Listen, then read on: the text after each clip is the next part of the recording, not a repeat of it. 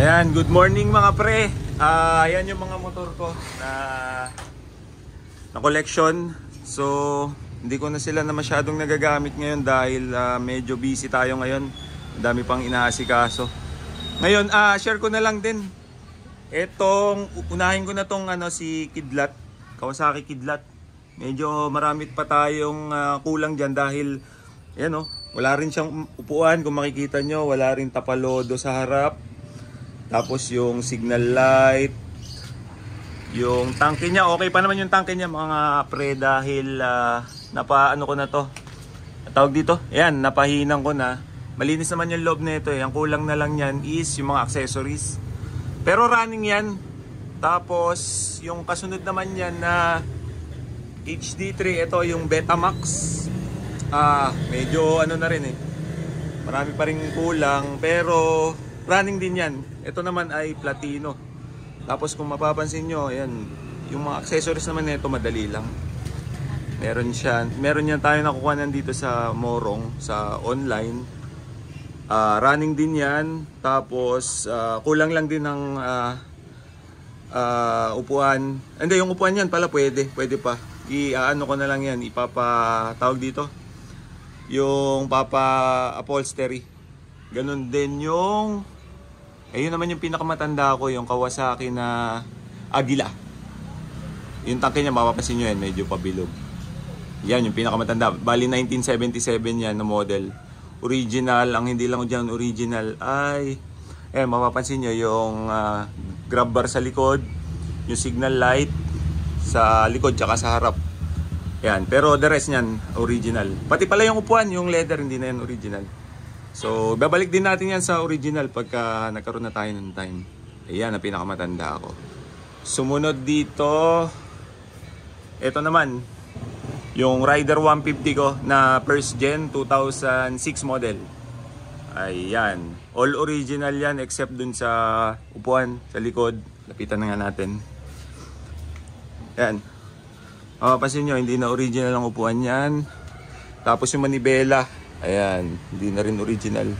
So, nandito naman sa akin yung original nito. Hindi ko lang nakakabit pa kasi nga hindi ko masikaso. Ayan, original na din yung mga yan. Yung speedometer, tsaka yung tachometer. Ayan, pati itong pintura. Original pa yan. Medyo nag-fade lang kasi tagal lang nabilad yan eh. Dahil pang araw-araw yan dati na ginamit. Ito naman yung Mio. Ayan. Original din to, pati paint. Tinanggal ko lang yung yung tawag dito, sticker niyan. Amore to eh, na model, yung 2009. Yan, ito yung unang-unang bike ko na nabili, yung 2009. Tapos yan, nanganak na ng dami. Sumunod dito, ito nga pala, ang set nga pala nito, 59 all stock, panggilid. Yun, pambiyahe lang. Medyo madumi lang ngayon dahil hindi ko na rin siya nagagamit. Bali ngayon, ginagamit ko muna kasi pagkapan dito, ito lang, itong tricycle. Yan, ito, bira ako naman gamitin yan ngayon dahil unang-una, pinag-ano ko muna, binubuo, tapos at the same time, yan nga pala, tinanggalan ko sila ng gasolina dahil hindi ko naman sila ginagamit. Ang tendency kasi pag hindi natin tinanggalan ng gasolina, mapapanis.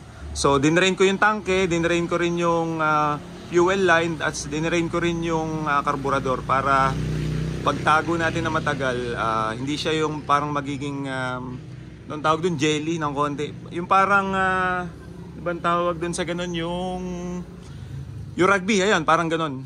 And ganun ang mangyayari sa karburador, maipunan ng ganun sa loob pagka hindi natin tinanggalan, tapos in-stock natin na matagal. Ayan, tapos sumunod, ito naman. Ito yung medyo nabubuo-buo ko na eh. Lagyan ko nga pala nito dahil inaanoan ng pusa eh. Sorry, may dumaan na truck. Shoutout Pops. Ayun, tinanggalan ko kasi ng hindi, sorry pala. Tinanggalan.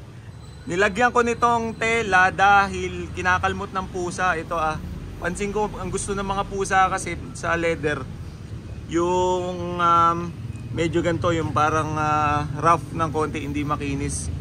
Kaya nilagyan ko na ito. Ayan, medyo na-restore ko na yan dahil naasikaso ko na ng konti ito. Ito yung pinakang first na project ko ngayon. Kaya napapansin nyo, kompleto na yan. Nabalik ko na rin sa original. Yung ano na lang nito, yung sa mukha, yung maskara. Ang kulang na lang yan. The rest, original na yan. Ayan, hanggang likod. Pati tambucho, original na din.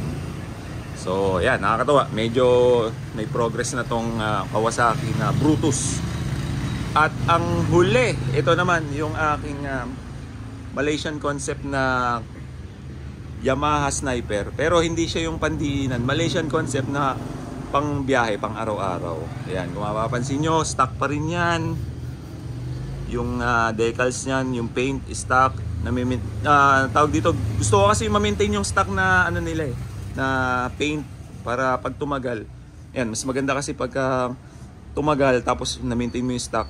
Para sa akin, bukod sa tataas na yung value, mas maganda pa siya sa itsura kasi na-maintain mo, halatang naalagaan ng gusto.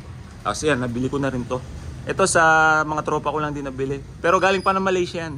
Yan, mapapansin nyo, LC135. Galing pa to ng Malaysia. Ayan, tapos itong seat,